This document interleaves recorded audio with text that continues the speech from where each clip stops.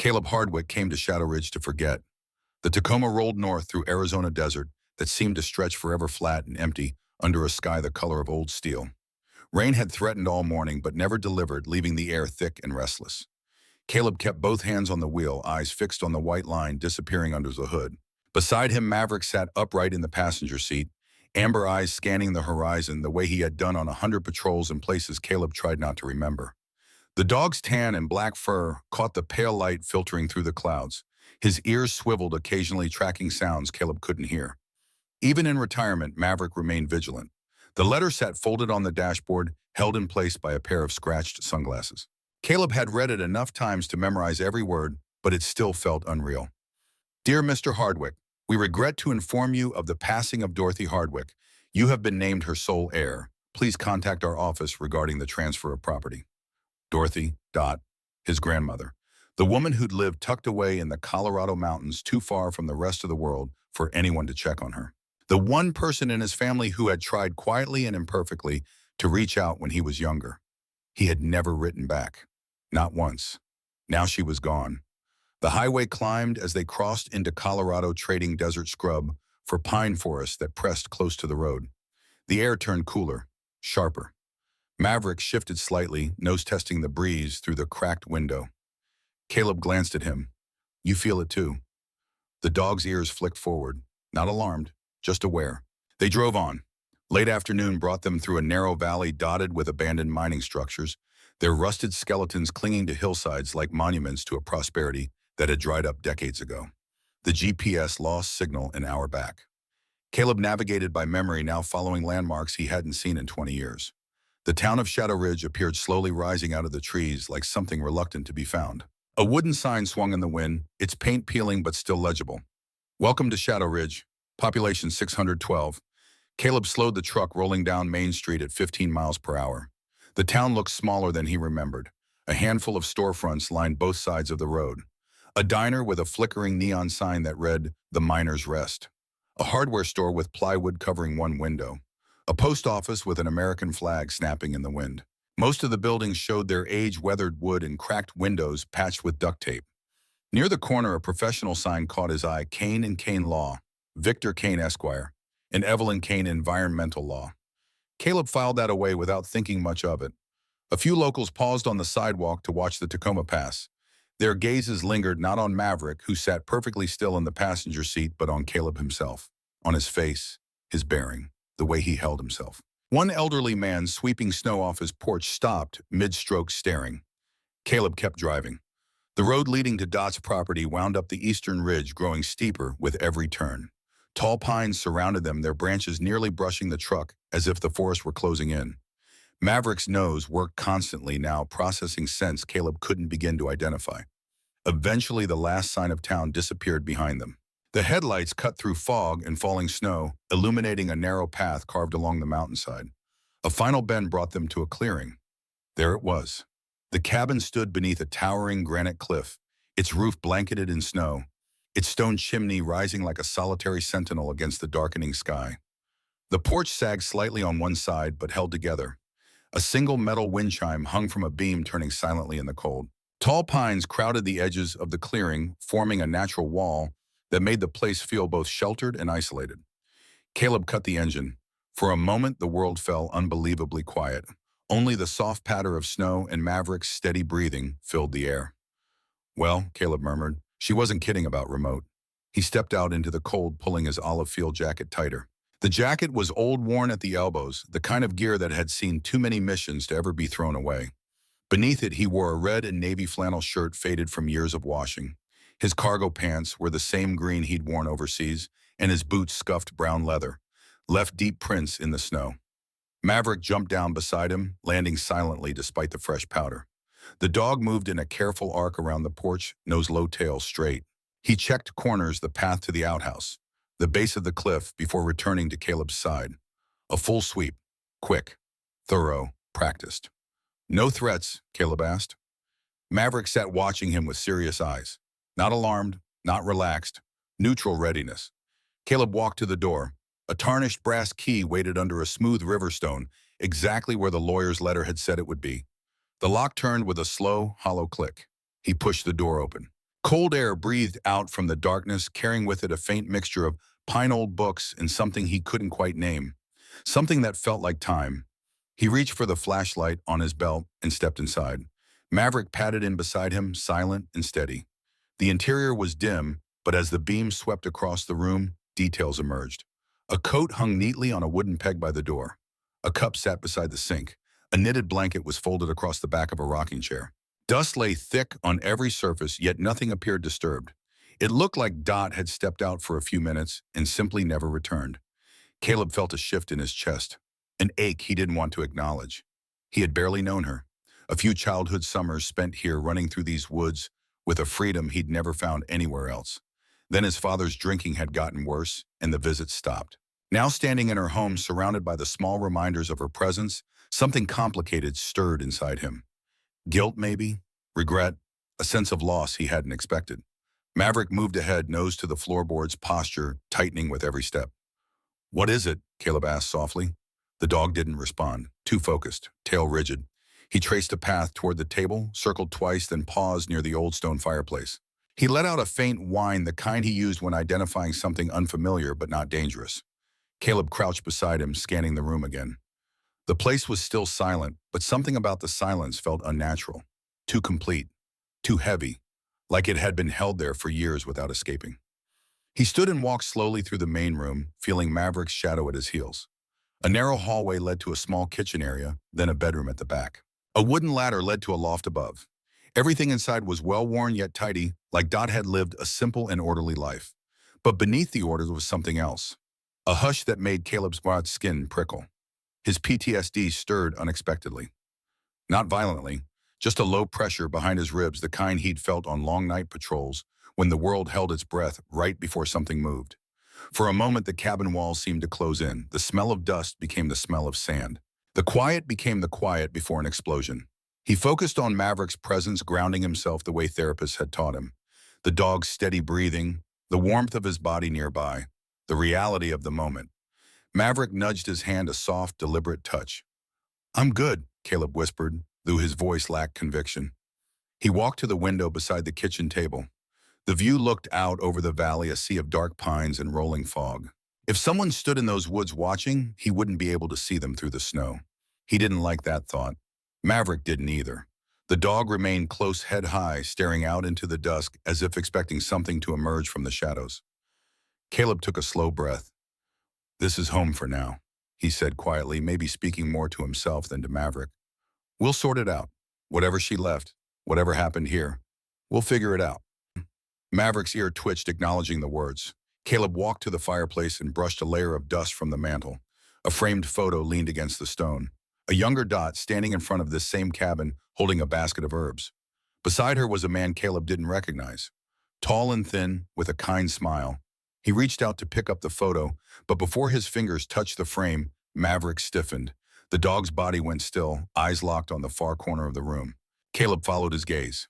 There beside the old dresser along the bedroom wall, a faint seam in the wood caught the light of his flashlight. A seam he hadn't noticed a moment ago. A seam that didn't belong. A quiet pulse of unease rippled through him. He didn't investigate. Not yet. Not tonight. Instead, he stepped back, turned on his heel, and said softly, "Let's set camp, Maverick. We'll check everything in the morning." But even as he said it, he knew the house held something. And it had been waiting a long time. Night settled over the ridge like a heavy blanket. The wind pressed against the windows, carrying the low rustling of pine branches that scraped softly along the cabin's weathered boards. Caleb built a small fire in the stone fireplace, its orange glow pushing back the shadows that had crept into every corner of the room. Maverick lay near the hearth, his head resting on his paws, eyes open, tracking every sound. Caleb could tell the dog wasn't resting. His ears twitched at every pop of the burning wood, every sigh of the wind. He was listening, evaluating, waiting. Caleb unrolled his sleeping bag on the old couch and sat down slowly. The warmth of the fire eased some of the stiffness in his shoulders, but the knot of unease remained. The faint seam he'd spotted near the dresser lingered in the back of his mind like an unfinished sentence. He rubbed his face, trying to settle his thoughts. "We'll check it in the morning," he muttered to himself. "Too tired now." Maverick's ears pricked at the sound of Caleb's voice, but the dog didn't move. The fire crackled quietly. Caleb leaned back, letting the soft warmth wash over him. He tried to focus on the ordinary things. the smell of burning wood, the familiar creak of the floorboards, the comforting presence of Maverick nearby. But memories crawled in around the edges. Nights overseas when silence meant danger. Moments before an ambush when the world seemed to hold its breath. The feeling of sand between his fingers as he knelt beside Marcus, pressing his hands against a wound that wouldn't stop bleeding. "Get out, Caleb," Marcus had whispered, blood on his lips. "Don't stay for me." But Caleb had stayed, and Marcus had died anyway. He closed his eyes just for a moment, trying to push the memory away. A sudden sound shattered the quiet, a sharp scratching. Quick, urgent, deliberate. Caleb bolted upright. Maverick was already on his feet, body rigid, a deep growl vibrating in his chest. The dog moved across the room in seconds, stopping at the old chest of drawers pressed against the far wall. The scratching came again. This time it was from inside the cabin, inside the wall. Caleb grabbed his flashlight, sweeping the beam across the dresser. Maverick pawed at the floor, then at the wood, his nose pressed tight against the seam Caleb had noticed earlier. "You've got something," Caleb whispered. He approached slowly, the way he used to approach a suspicious object overseas. Measured steps, steady breath, every sense alert. He placed a hand on Maverick's back. The dog's muscles were coiled, ready. Caleb crouched and ran his fingertips along the seam. The wood was old but not warped. A faint draft seeped through the edges. "Hidden panel," he murmured. He pushed gently. Nothing budged. Maverick scratched again, two sharp, insistent strokes, then looked at Caleb as if to say, "Here. Right here." Caleb moved the dresser aside, bracing his legs to slide the heavy furniture with minimal noise. Dust rose in a soft cloud, drifting through the beam of his flashlight.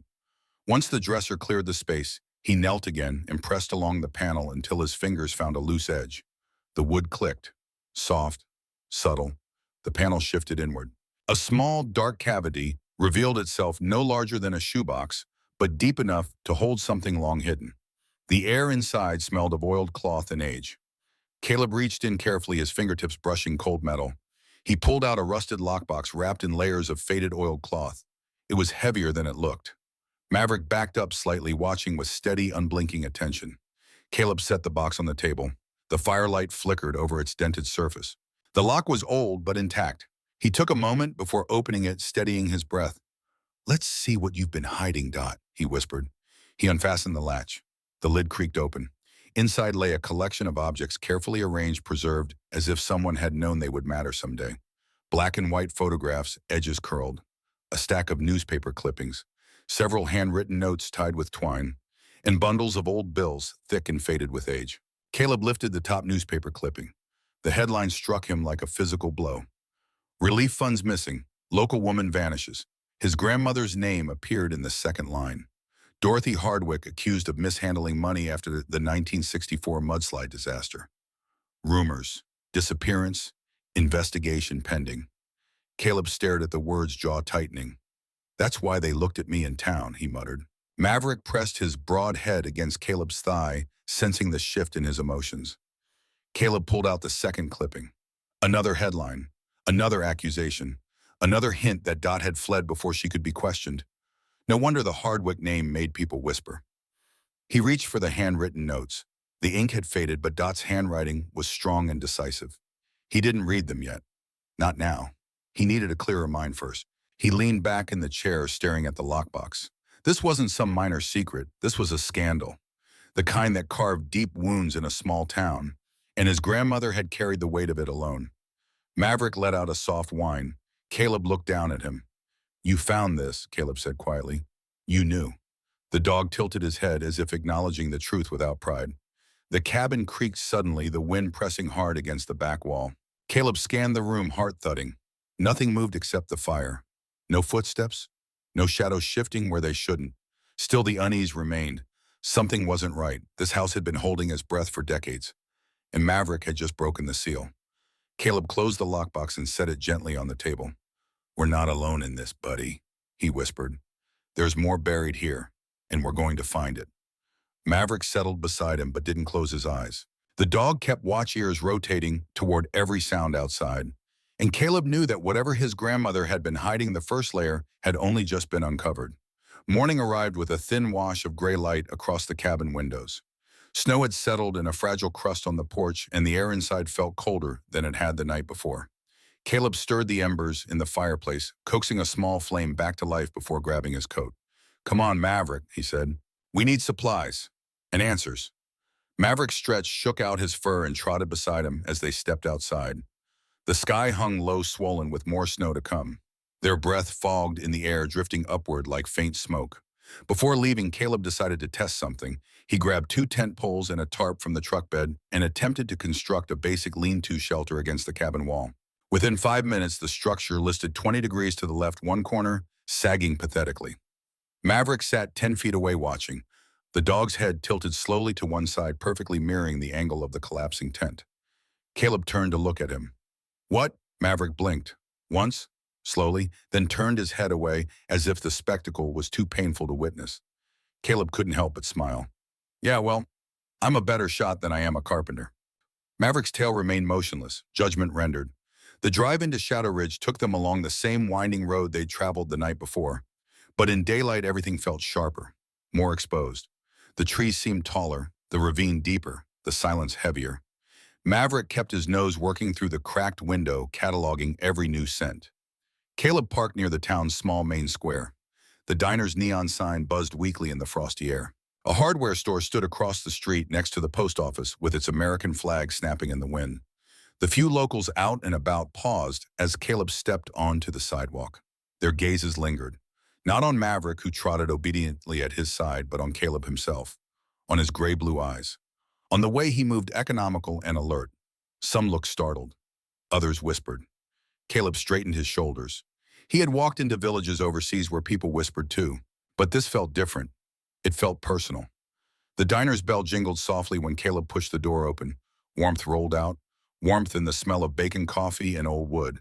A handful of patrons sat at booths and tables murmuring over breakfast plates. The moment Caleb stepped inside the room, fell into a hush. He walked to the counter. Maverick settled at his feet, posture crisp and attentive. The waitress, a woman in her 60s with silver hair tied back in a bun, approached him with a polite but guarded smile. "What can I get you, hun?" "Coffee to start," Caleb said. "And maybe some information." She paused halfway through pouring. "Information. I'm here about Dorothy Hardwick. She was my grandmother." The mug froze in her hand. 3 men in a booth near the window shifted uneasily. A younger woman at a corner table looked down, pretending she wasn't listening. The waitress finally set the coffee down, her eyes softening just a touch. "Your grandmother," she kept to herself. "Folks around here talked more than they should have." "What did they say?" Caleb asked. Before she could answer, an older man approached slowly from the end of the counter. His hair was white, his face weathered like cracked leather, and he wore suspenders over a thick wool shirt. He moved with the careful gait of someone whose body had spent decades doing hard labor. "You must be Caleb," the man said gently. "I'm Horace Pike. I knew Dot." Caleb nodded. "I was hoping someone here did." Horace glanced around before lowering his voice. "Your grandma wasn't the villain people made her out to be. Be careful who you trust." Caleb's brow tightened. "Why?" "Because not everyone in this town wants the past dug up." Horace touched his arm lightly, his expression grave. "Some folks built their lives on what happened to your grandmother." The waitress returned with a plate of bacon. She set it on the counter, then glanced at Maverick. "He looks like a good boy," she said, reaching for a piece. Maverick's nose twitched. He leaned forward, sniffed the greasy bacon delicately, then turned his head away with the dignity of a sommelier rejecting cheap wine. The waitress blinked. "Well, I never." Caleb hid a smile. "He only eats what I give him. Military training." "Picky thing, isn't he?" Maverick's ear flicked. Insult noted. Horace chuckled softly, but his expression grew serious again. He leaned closer to Caleb. "There's something you should know," he said quietly. "Your grandmother tried to speak up about what happened after the mudslide in '64.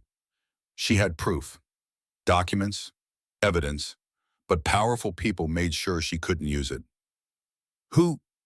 Horace's eyes shifted toward the window. Caleb turned and saw a dark pickup parked across the street, the same one from yesterday.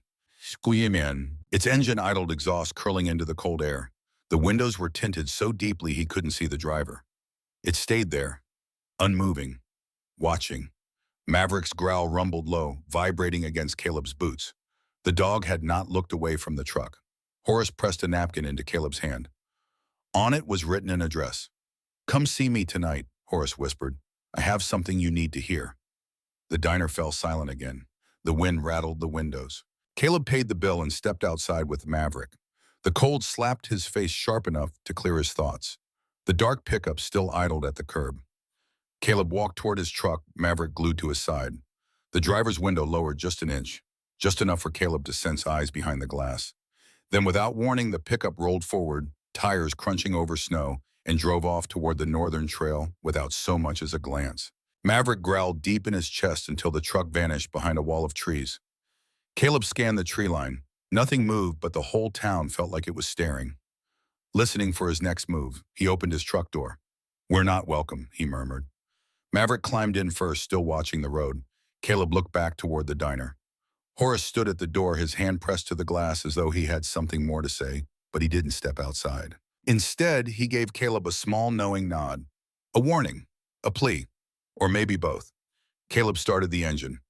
"We're getting close to something, Maverick," he said quietly as they pulled away from Shadow Ridge. "And they know it." Maverick settled into his seat, gaze locked forward. The town shrank in the rearview mirror, but the feeling of eyes watching followed them all the way back into the woods.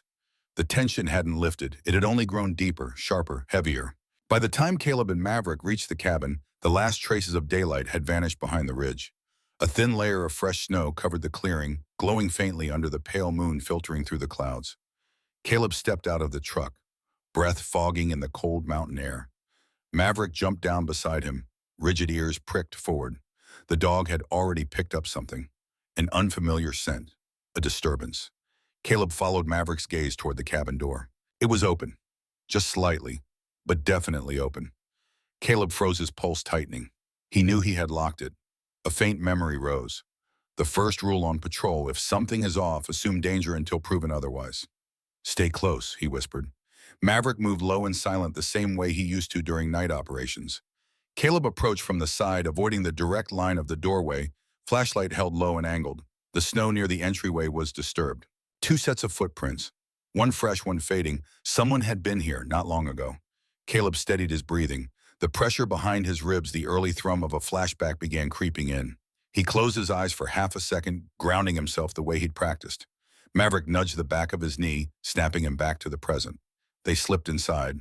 The air in the cabin felt colder than the outside, as if the warmth had been sucked out by whoever forced their way in. The fire from the morning was dead. The ashes had been disturbed. Maverick moved ahead, nose close to the floor, following an invisible trail. Caleb swept the flashlight across the room. Chaos. Papers scattered across the floor, drawers pulled open. The lockbox overturned, its lid hanging open. He crouched beside it. Nothing inside appeared stolen, but everything had been examined. Whoever broke in wasn't after money.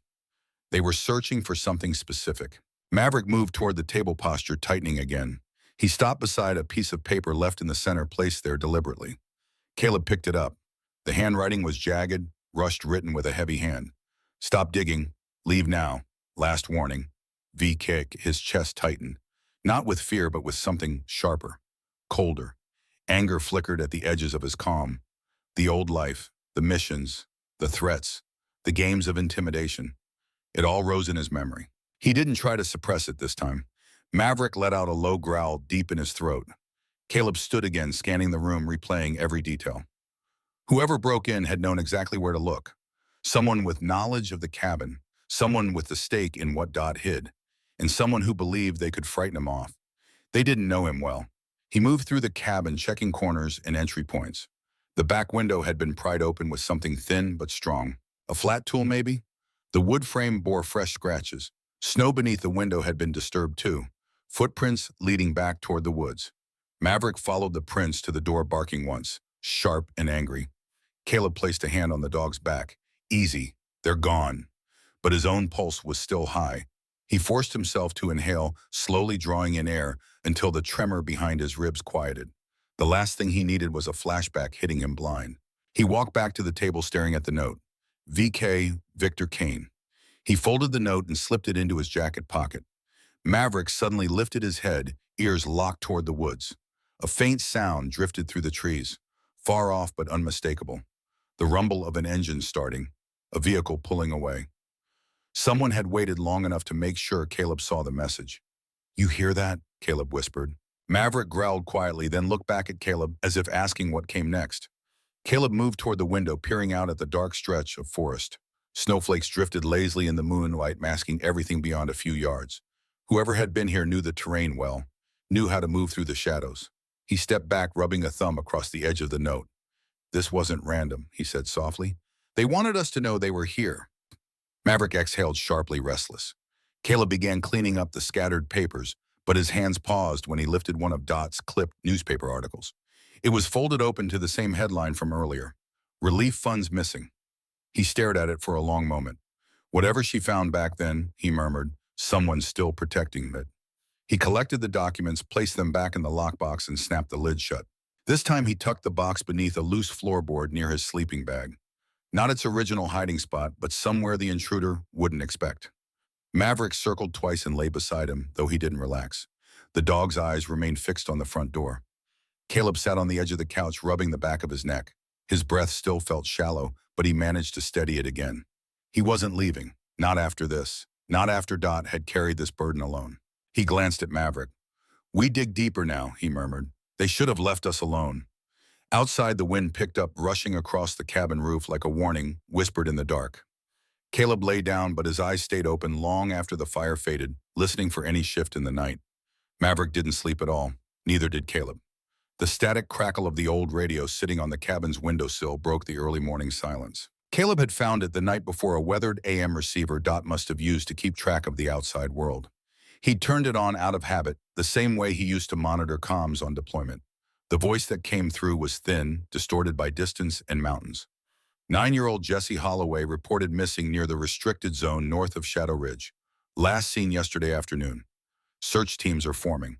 Anyone with information, please contact the sheriff's office immediately. Caleb sat up slowly, the words cutting through the fog of exhaustion. Maverick was already on his feet, ears forward, body angled toward the door.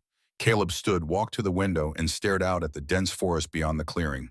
The restricted zone. He'd seen it marked on old maps in the cabin, a section of land cordoned off after some mining incident decades ago. He looked down at Maverick. The dog's amber eyes were locked on him, waiting. Caleb exhaled slowly. He'd come here to escape, to forget, to hide from the mistakes that had cost Marcus his life. But a 9-year-old boy was missing, and Maverick knew what that meant. "We help first," Caleb said quietly, "then we deal with the rest." Maverick moved to the door immediately, tail straight, body coiled with purpose. Caleb grabbed his jacket, checked his gear, and tucked a canteen and emergency kit into his pack. He folded the note from Victor Kane and slipped it into his breast pocket, then locked the cabin behind him. The Tacoma roared to life, and they headed north.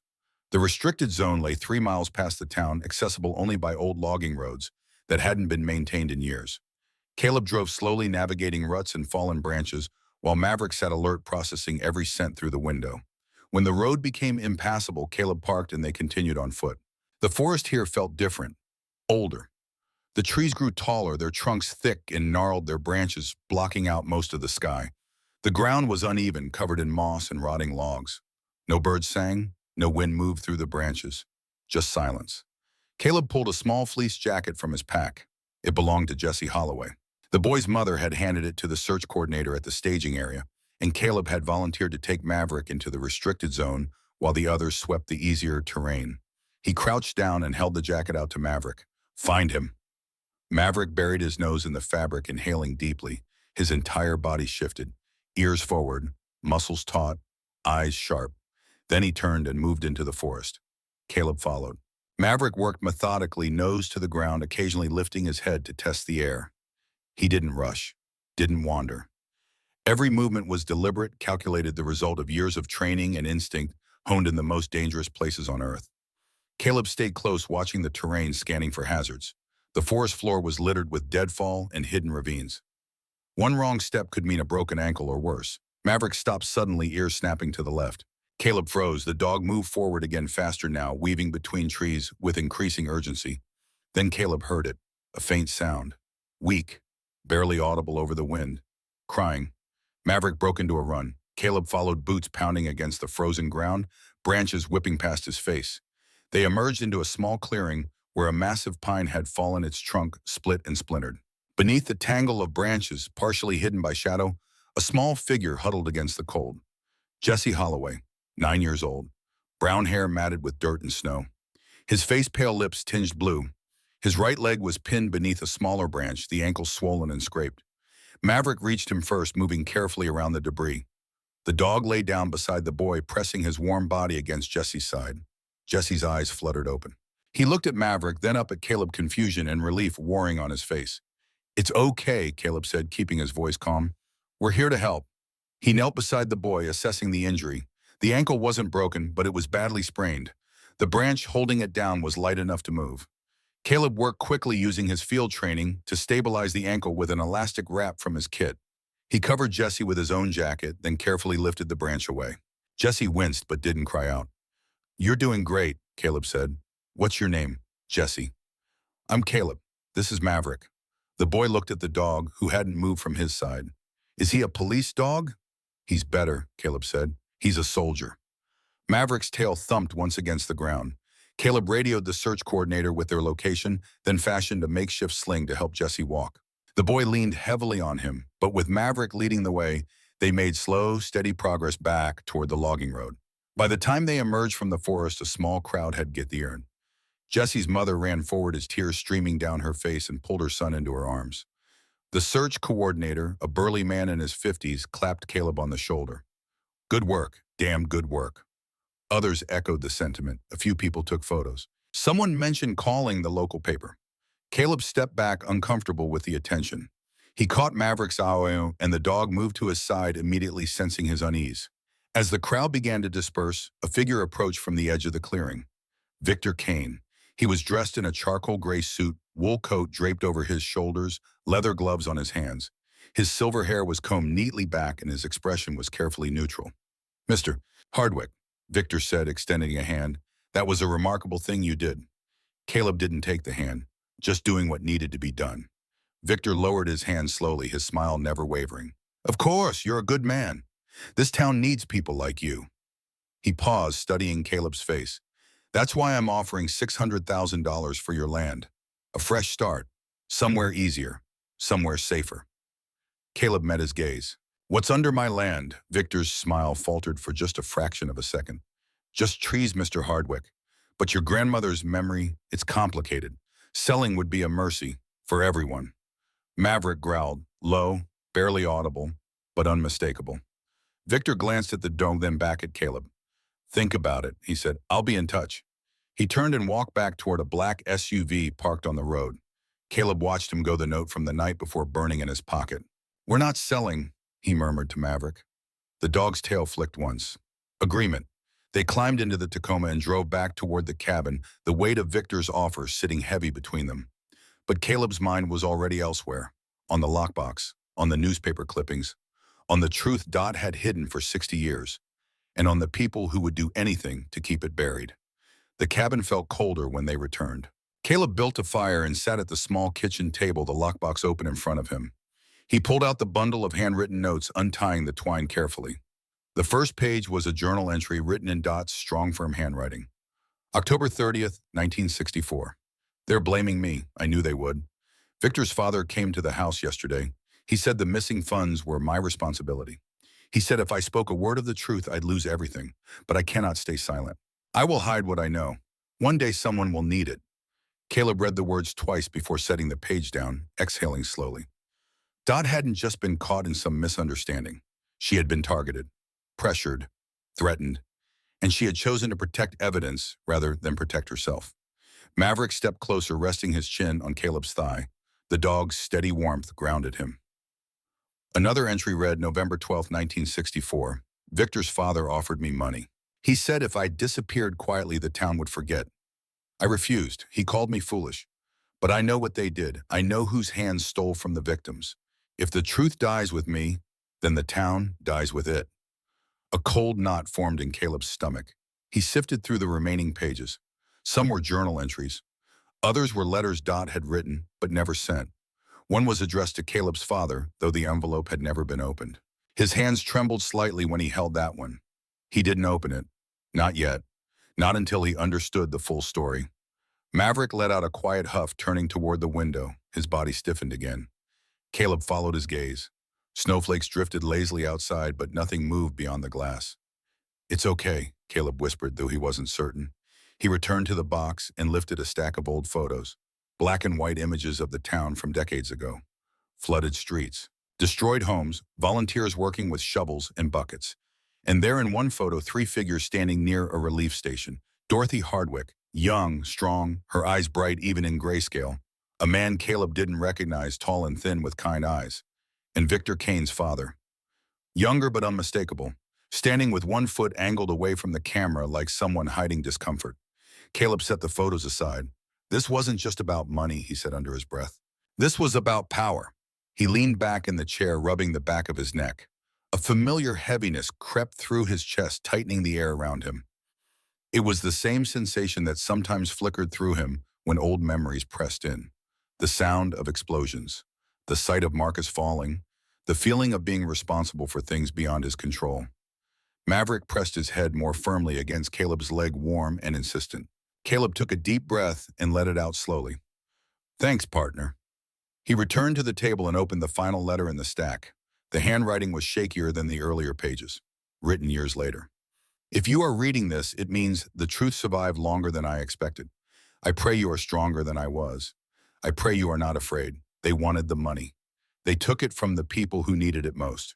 And when I tried to stop them, they made sure I was alone. Caleb swallowed hard. Dot hadn't left to save herself. She had left to save the evidence. He glanced toward the dresser where the panel had been hidden for decades. She had worked alone, lived alone, died alone, but she had kept the truth safe long enough for him to find it. He stood and walked to the window. The forest outside felt endless, dark green pines rising against the distant ridge. Somewhere out there, someone had broken into the cabin, someone who still feared what Dot left behind. We can't run from this, Caleb said quietly. Maverick pressed against his leg in agreement. He turned back to the table, grabbed his coat, and tucked the journal pages into the inner pocket. He scanned the room once more, recognizing the weight of the history within its walls. As they stepped outside, the wind sliced across the clearing. The sky had darkened again, thick snow clouds gathering above the pines. Maverick scanned the tree line, his body angled forward, senses sharp. Caleb locked the cabin behind them. What you did, he said softly, thinking of Dot, you didn't do for yourself, and now we finish what you started. Maverick barked once, low, steady, ready for whatever came next. The mountain wasn't silent anymore, and the truth felt closer than ever. Caleb drove into Shadow Ridge the next morning with a singular purpose. He needed someone who could recover data from old electronics. The USB drive he'd found in the lockbox was damaged, its casing cracked. But if there was anything salvageable inside, he needed to know. The town looked different in daylight, less threatening, more worn, just a collection of tired buildings clinging to a history that wouldn't let go. He found what he was looking for on a side street behind the hardware store, a small garage with a hand-painted sign, Greer Electronics and Repair. Caleb parked and stepped inside Maverick at his heel. The interior smelled of solder and oil. Workbenches lined the walls covered in dismantled radios, old computers, and circuit boards. A man stood at the far end, bent over a television set, a screwdriver in one hand. He looked up when Caleb entered. Silas Greer was in his mid-50s with long gray hair pulled back in a ponytail and a thick beard that hadn't been trimmed in weeks. He wore oil-stained coveralls and reading glasses perched on the end of his nose. "Help you?" he asked, his voice carrying the slow drawl of Appalachian heritage. Caleb held up the USB drive. "Can you recover data from this?" Silas took it, turning it over in his hands, inspecting the damage. "Might be able to. Depends on how bad the internals are." He glanced up at Caleb. "You're Dot Hardwick's grandson." It wasn't a question. "I am." Silas nodded slowly. "Your grandma was a saint. These vultures ran her off." He set the USB down on his workbench. "I'll do what I can. Come back in 2 hours." Caleb hesitated. "What do you know about what happened to her?" Silas removed his glasses, cleaning them on his shirt. "Same thing everyone knows. She tried to do the right thing. They made sure she paid for it." "Who's they?" "The Kanes, Victor's father first, then Victor himself when he took over." Silas put his glasses back on. "You start digging, son, you're going to find bones. Literal ones." Caleb felt the weight of those words settle in his chest. 2 hours, Silas repeated. Caleb and Maverick left the shop and walked toward the edge of town where a small residential street gave way to a cluster of older homes. Horace Pike's house sat at the end of the lane, a modest single-story structure with a covered porch and a weathered rocking chair. Caleb knocked. The door opened slowly and Horace appeared leaning on a wooden cane. His face brightened when he saw Caleb. "Come in," he said. The interior was warm, heated by a wood stove in the corner. Photographs lined the walls, images of Shadow Ridge in its prime, the railroad, the mines, families gathered in front of homes that no longer existed. Horace gestured to a chair and Caleb sat. Maverick settled at his feet, watchful but calm.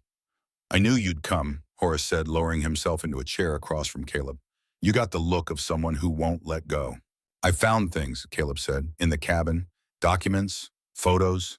My grandmother kept records." Horace nodded slowly. "She was smart, smarter than the rest of us."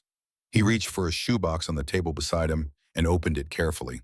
Inside was a cassette tape, its label yellowed with age. "I've been holding on to this for 40 years, Horace said, "waiting for someone from your family to come back." He handed the tape to Caleb. "What's on it?" "Victor Kane, 1985. Threatening your grandmother." Horace's hands shook slightly. "I recorded it. I was there. I heard everything." Caleb stared at the tape, his pulse quickening. "Why didn't you come forward?" "Because I was afraid." Horace's voice cracked. "Victor's father had already made people disappear. I had a wife, a daughter. I convinced myself that silence was survival." He looked up at Caleb, his eyes wet. "But your grandma didn't have that luxury. She tried to protect you. That's why she ran." "Protect me from what?" Horace stood slowly, walking to a drawer. He pulled out a faded photograph and handed it to Caleb. It showed a stretch of mountain road. Route 7. A truck on its side, wheels in the air, metal crumpled. "Victor's father arranged an accident," Horace said. "Your grandfather was supposed to die. The brakes were sabotaged, but Dot found out the night before. She gave your grandfather money to take your father and disappear. Sent them to Texas." Caleb's hands went cold. "Your grandfather drove that truck instead of your father. He died so your father could live." The room tilted. Maverick pressed his body against Caleb's legs, sensing the shift. "Dot knew," Horace continued, "and she lived with that guilt every day. But she also made sure the truth didn't die with her." Caleb couldn't speak. Horace reached out and gripped his shoulder. "You're here because she believed someone would come. Someone strong enough to finish what she started." Caleb looked down at the cassette tape in his hand. "Can I borrow a player?" Horace nodded. They sat in silence as Horace retrieved an old cassette player from a closet and set it on the table. Caleb inserted the tape and pressed play. Static hissed for a moment, then a voice. Younger, but unmistakably Victor Kane. "You need to stop Dorothy. This doesn't end well for you." Dot's voice calm but firm. "I won't let you bury this. If you talk, your grandson won't make it to high school. Accidents happen on Route 7, you know that." A long pause, then Dot quieter now. "You're threatening a child. I'm protecting this town. Sometimes that requires hard choices." The tape clicked off. Caleb sat in the silence that followed, his chest tight, his breathing shallow. Maverick whined softly. Horace spoke quietly. "She ran to keep you alive, Caleb. And now you're the only one left who can make sure she didn't run for nothing." Caleb stood slowly, the tape clutched in his hand. "Thank you," he said. Horace nodded. "Finish it." Caleb and Maverick walked back to the truck in silence.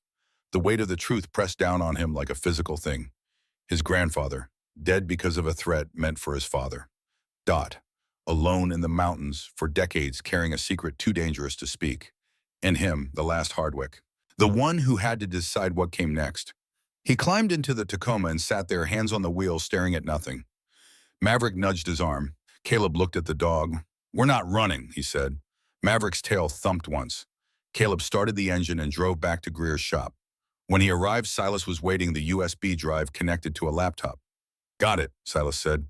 "Most of it anyway." Caleb leaned over the screen. Files, dozens of them, emails, scanned documents, spreadsheets, all dated between 2003 and 2022, all signed by Victor Kane. Subject lines jumped out at him. Disposal protocol, zone secured, relocation complete. Caleb's jaw tightened. Silas pointed to one email in particular.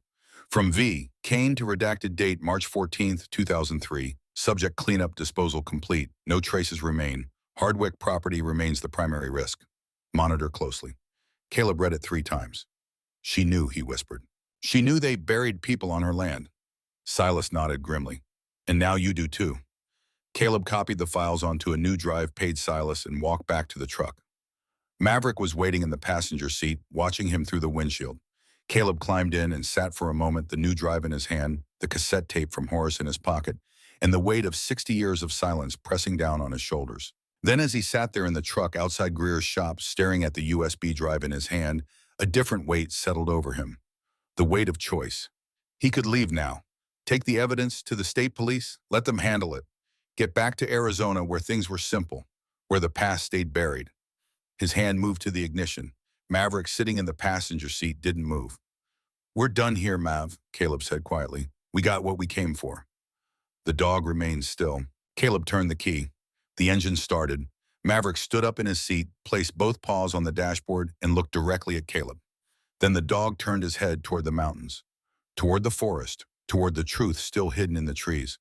"No," Caleb said. "We're not doing this. It's not our fight." Maverick didn't budge. Caleb's jaw tightened. "Maverick, sit." The dog sat, but his eyes never left the mountains. A long silence filled the truck. Caleb's hands gripped the steering wheel.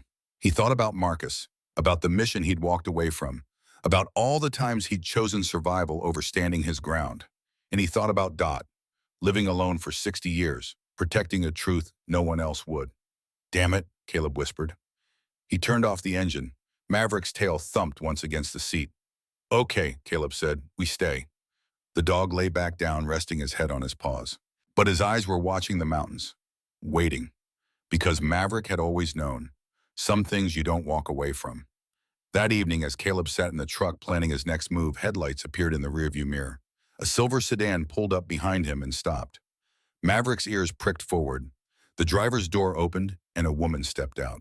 She was in her early 40s, dressed in a gray business suit, her dark hair pulled back in a tight bun. She approached cautiously, hands visible, moving like someone who knew she was interrupting something. Caleb rolled down his window.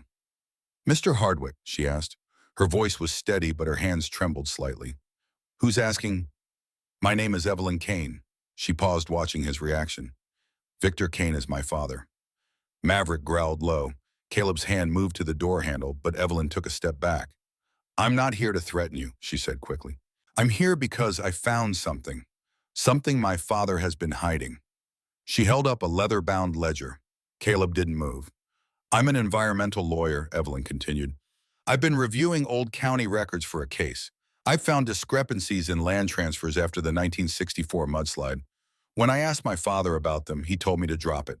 She looked down at the ledger. "I didn't. I went through his files, and I found this." She stepped closer, holding the book out through the window. Caleb took it. Inside were handwritten entries, dates, names, amounts paid for relocation services, and at the bottom of each page, a signature. "Victor Kane Sr." "There's more," Evelyn said. "I found emails on his computer, references to disposal, to cleanup, to your grandmother's property being a primary risk." Caleb looked up at her. "Why are you telling me this?" Evelyn's eyes filled with tears.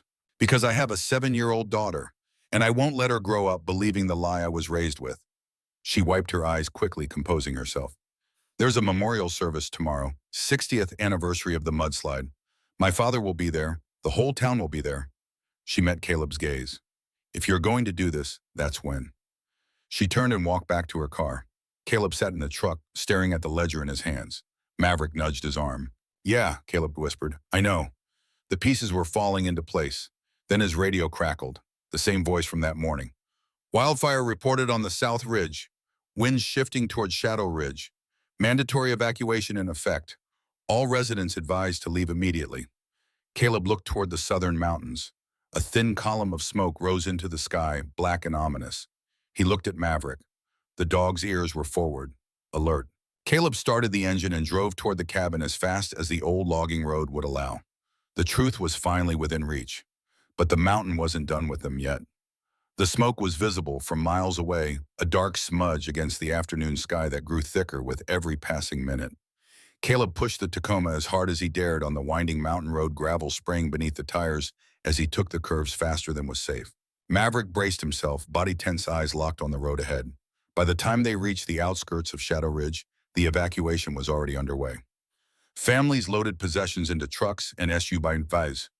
The sheriff's department had set up a checkpoint at the main intersection, directing traffic south toward the valley. A deputy flagged Caleb down as he approached. "Sir, you need to turn around. Fire's moving fast. We're evacuating everyone." I'm heading to my cabin to get supplies, Caleb said. No time for that. Fire's already jumped the ridge. You've got maybe an hour before it reaches the north side. Caleb's mind raced. The cabin, the evidence, the lockbox, Dot's journals, and the train car, the rusted rail car sitting 3 miles into the forest hidden among the pines. The physical proof of everything Dot had documented. The place where bodies were likely buried. If the fire reached it, the evidence would be destroyed. I need to go, Caleb said. The deputy shook his head. I can't let you do that. Caleb met his eyes. I'm going. He pressed the accelerator before the deputy could respond, the Tacoma lurching forward.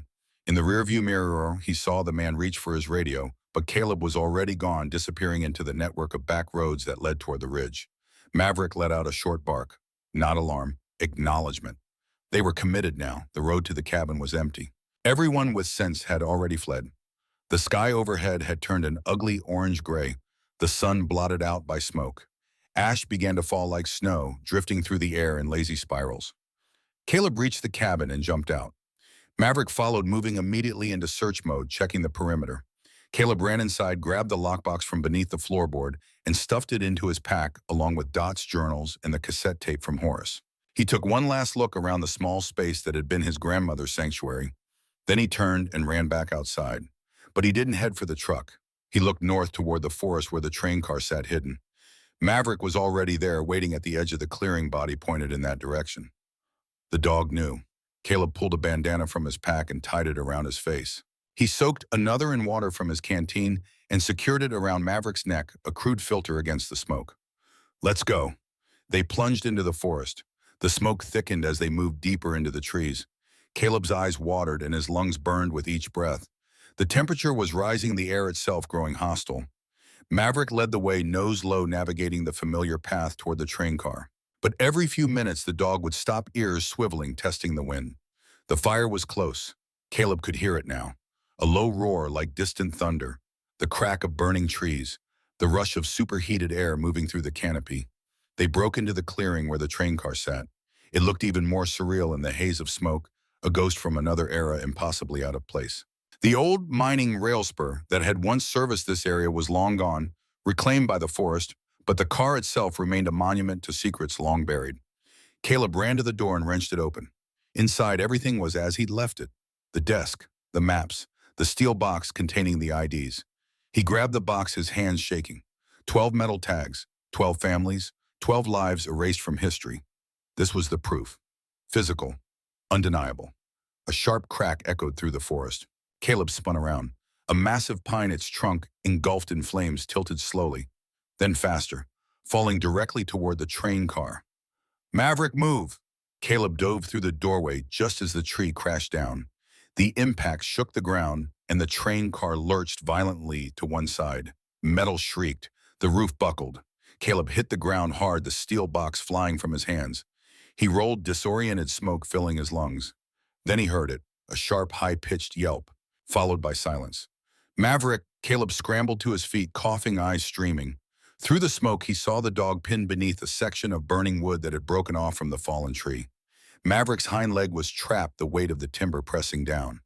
The dog wasn't moving. Everything else disappeared. The fire, the evidence, the mission. None of it mattered. Caleb ran to Maverick's side, dropping to his knees. The dog's eyes were open, watching him, but there was pain there. Deep pain. No, Caleb whispered. Not you. I won't lose you too. The memory of Marcus flashed through his mind. The weight of his friend's body, the blood, the helplessness. Not again. Caleb grabbed the crowbar he'd used to open the train car and wedged it under the timber. He threw his weight against it, muscles screaming, but the wood barely moved. The flames were getting closer. Heat radiated from all sides. The train car groaned, threatening to collapse entirely. Maverick whined once, a soft, almost apologetic sound. Don't you dare, Caleb said through gritted teeth. Don't you dare give up. He repositioned the crowbar, bracing his feet against a rock. This time when he pushed, the timber shifted. Just an inch. But it was enough. He pushed again. Harder. The wood lifted. Come on, Mav, move.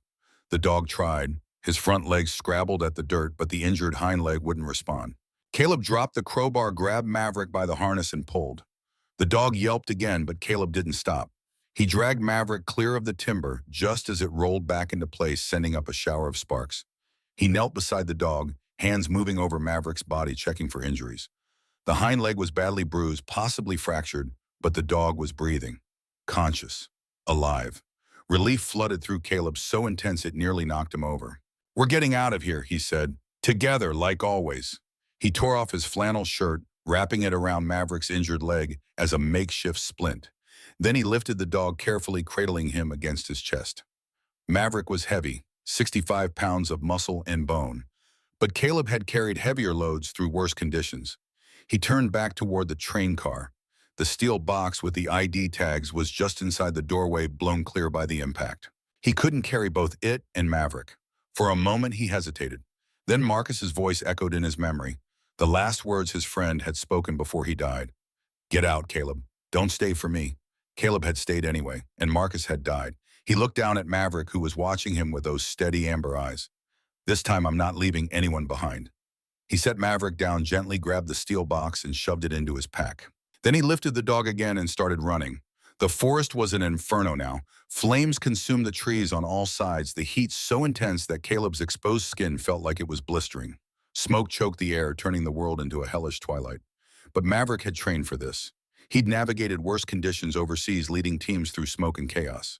Even injured, even cradled in Caleb's arms, the dog's nose worked, guiding them through gaps in the flames that Caleb couldn't see. When Caleb veered left, Maverick growled. Caleb corrected, moving right. The dog's instincts were sharper than any GPS. They burst out of the tree line and into the clearing just as the roof of the cabin collapsed, consumed by fire. The Tacoma sat untouched 20 yards away. Caleb ran. He yanked open the passenger door, laid Maverick gently on the seat, and climbed behind the wheel.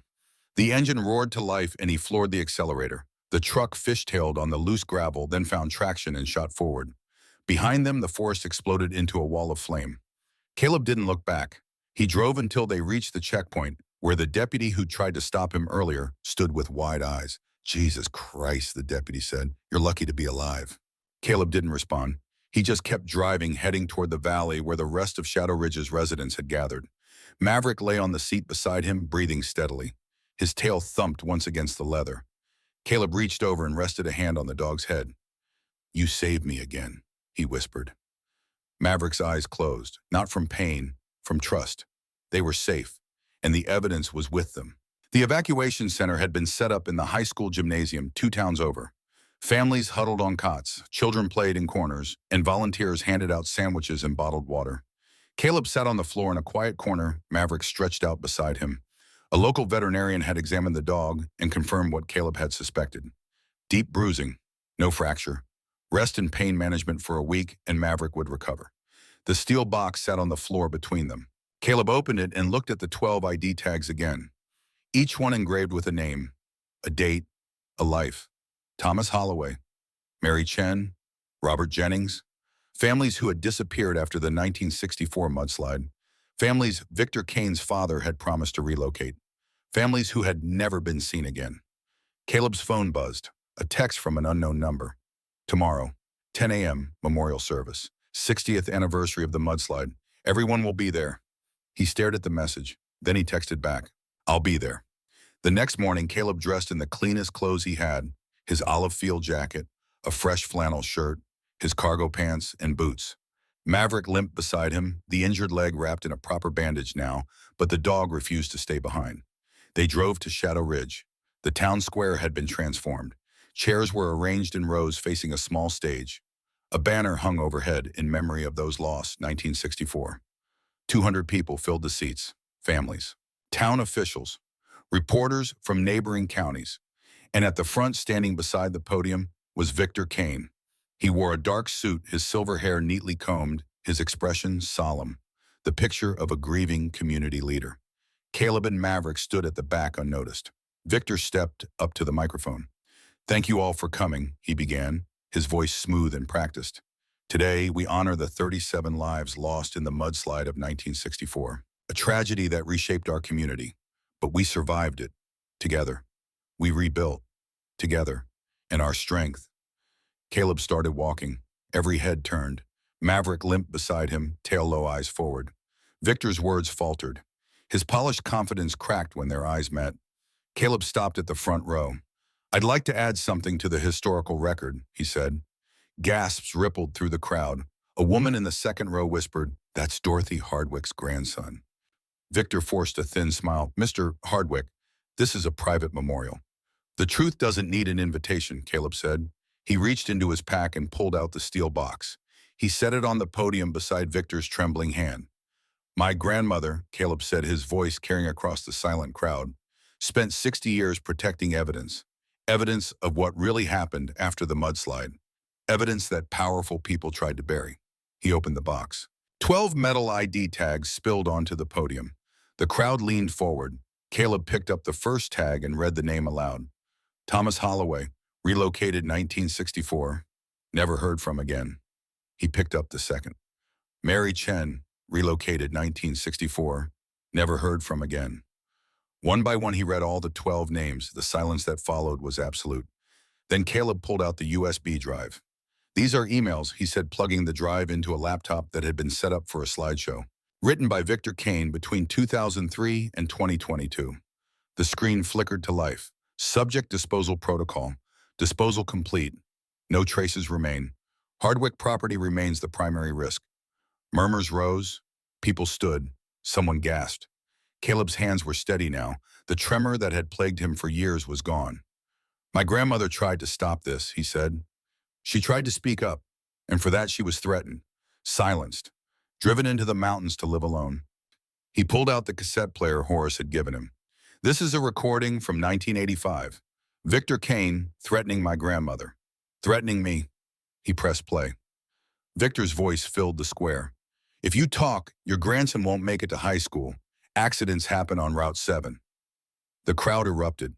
Victor staggered back, his face draining of color. That's not... Those are lies," he stammered. "Fabrications." Caleb didn't raise his voice. He didn't need to. "My grandmother kept records," he said. "Physical evidence, digital evidence, witness testimony. She kept it all because she knew this day might come." He turned to the crowd. 12 families were relocated after the mudslide. 12 families who trusted Victor Kane's father to help them rebuild. They were poisoned. Their bodies buried on land that's now mine.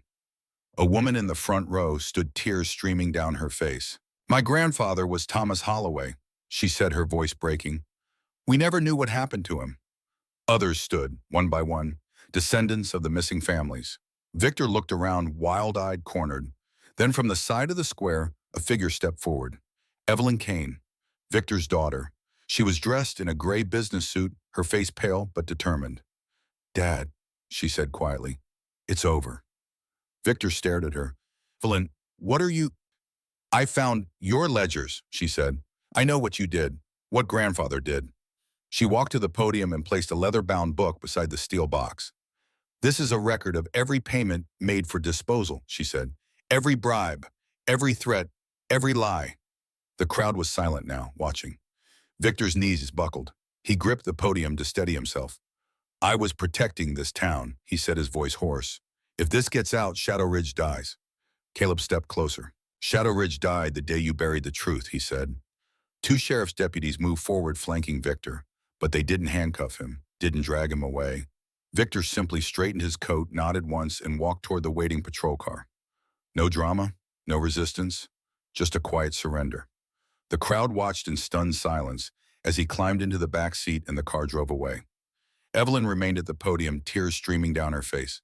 "I have a daughter," she said to the crowd. "I won't let her grow up in the shadow of this." She looked at Caleb. "Thank you," she whispered.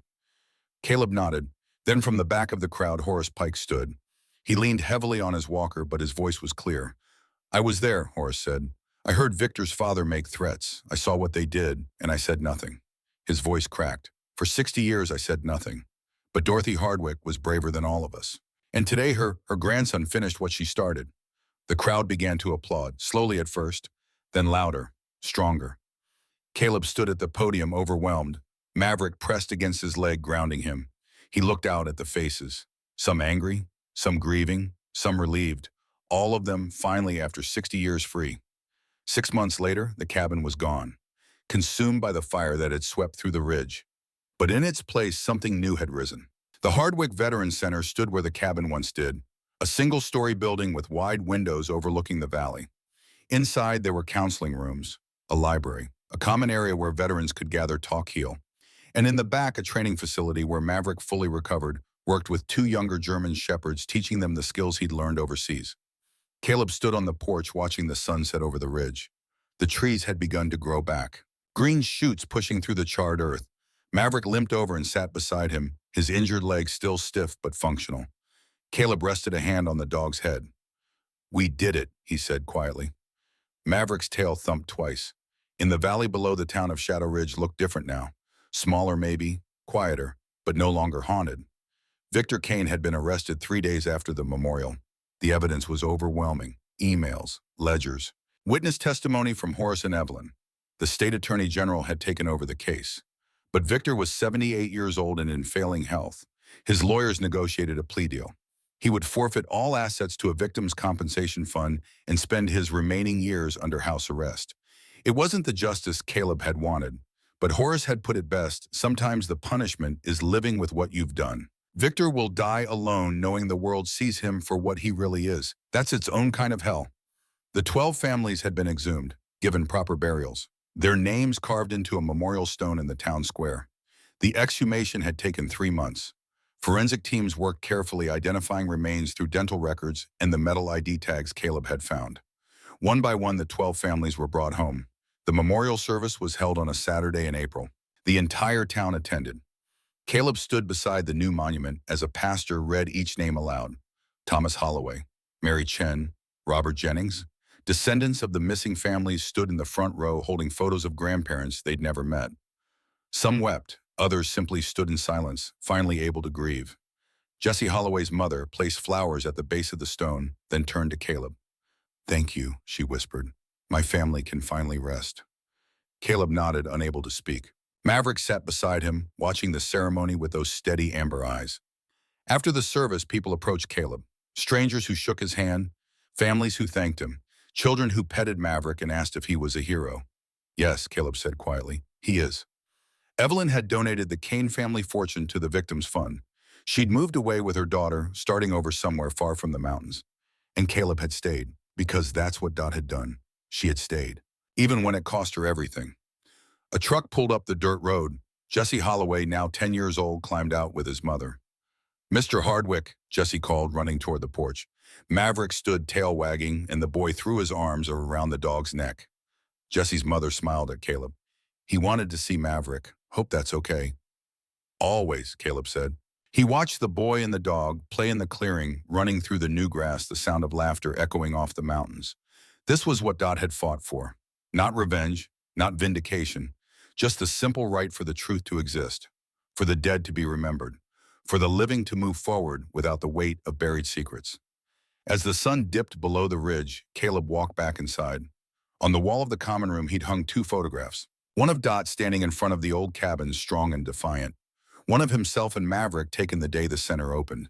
Beside them, a plaque, in memory of Dorothy Hardwick, who refused to be silenced. Caleb stood there for a long moment, then turned and walked outside.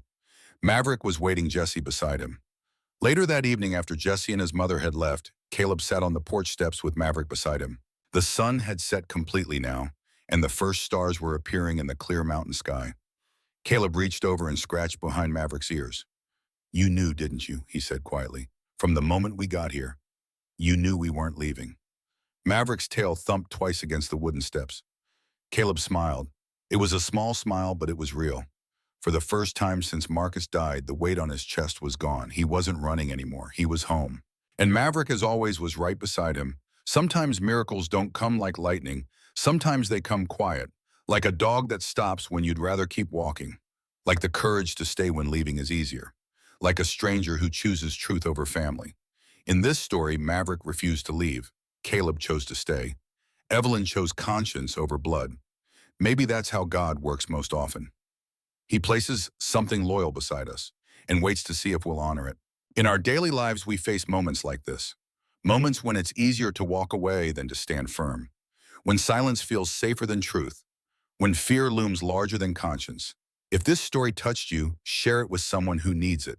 Comment below. What moment stayed with you? Subscribe for more stories of loyalty, faith, and redemption.